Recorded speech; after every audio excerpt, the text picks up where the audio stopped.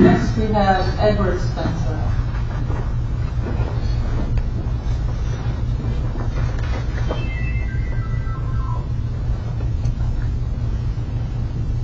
Good morning, Chairman Asari, members of the board, Commissioner Mattel. My name is Ed Spencer. We live about a mile and 3/4 from the Juniper Ridge landfill. I'm here to testify in support of the proposed rules. Stricter rules regulating waste streams into Maine are necessary. Knowing the sources of all waste before residues of these wastes end up in our state landfill is absolutely critical in setting state policy. One of the primary problems BEP and SPO have in accounting for waste is that for the most part the state numbers all rely on industry numbers. Casella primarily is the company I'm familiar with. So we rely on industry reporting. To get real facts, it is essential that there is an independent third party involved. This does not have to involve employees full-time in each facility, but should include enough visits from truly objective accountants and observers to verify all industry numbers. I think it is fair to say that since Maine has owned the state landfill, all the other states would find our oversight lacking and to many laughable. This is probably understandable in that this is our first venture at the state owning the landfill.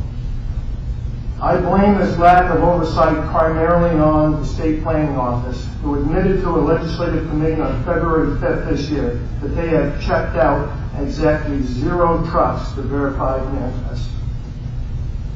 Limiting the use of fines for daily cover is a good idea.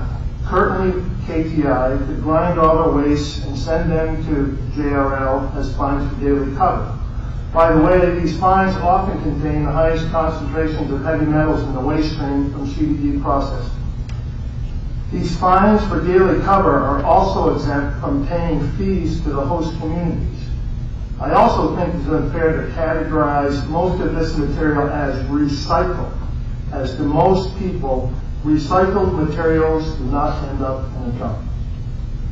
I would suggest that a fee be charged for every waste left at JRL, forever threatening our Penobscot River watershed. Even a relatively small fee might pay for inspections by independent parties. The other portion of waste that is counted to meet the 50% mandatory threshold is fuel for combustion. Casella was originally granted special permission to import into Maine enough CBD to meet an obligation to provide fuel to the Old Town Mill. This obligation still exists.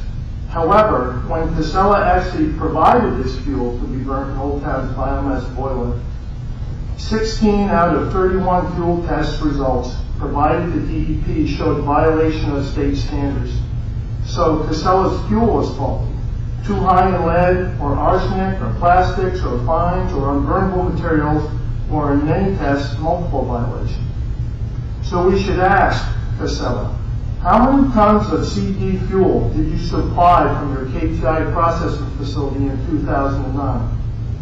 Furthermore, does Casella currently meet DEP's requirements to be a qualified supplier to any boiler in Maine? If so, which? And why, as of October 2009, was no fuel being supplied? My guess is that the material that would have been used for fuel, had it been qualified, was instead put into JRL. This is not recycling. The clause about unreasonable cost should be revisited and, in my opinion, eliminated. At some point, citizens and their governments need to insist that industry meet environmental standards, even if some additional costs occur. If these rules are applied fairly and comprehensively, there should be no distortion of market forces.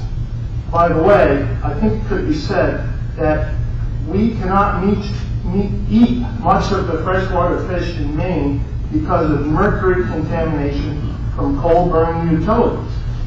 The reason our EPA has been unwilling to impose unreasonable costs on these utilities, while at the same time society bears the high cost of their health effects. The rules requiring characterization of both incoming and outgoing materials are long overdue and welcome. Let's see what is really coming and going here. When reporting forms are developed, they should be uniform throughout Maine, so that cats are cats and dogs are dogs all over Maine. I would also suggest that each truck driver, each scale person, each company employee who fills out these forms should be required to sign the forms under legal penalty if the facts are in any way distorted. Furthermore, why should we have to wait for an annual report to inform us on waste flows? If the annual report is honest, it must include compilations of hourly, daily, weekly, and monthly data. We should have these reports as soon as they are made.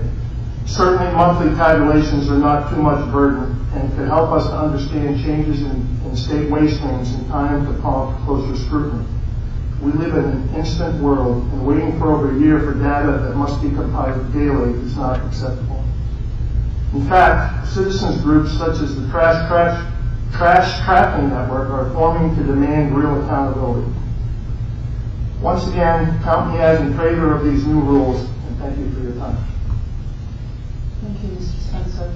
Any questions?